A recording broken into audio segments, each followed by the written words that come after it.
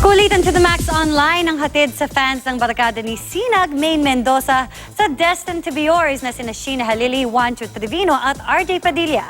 Nakatutok si Lars Santiago. Hello mga kapuso! Hi!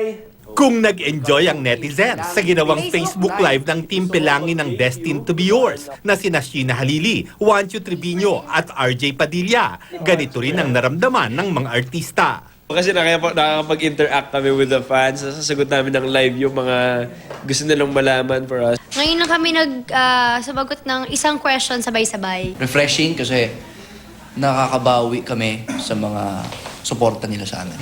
Maraming bahagi ng FB Live na nakatutuwang tingnan ang tatlong kapuso stars na halatang nag-enjoy. Na-enjoy ko yung mga icebreaker na ginawa natin. Tsaka yung yung mga nagpapabate from iba't ibang bansa na nakatutok. Isa sa mga icebreaker ay ang pagpapakita ng hidden talent.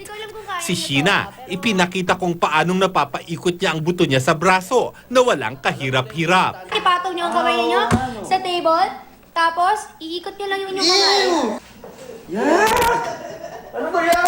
Puno ng tawanan at kulitan ng unang FB Live ni Sheena na gumaganap bilang ninay, Juancho na gumaganap bilang badong, at RJ na gumaganap bilang Arman.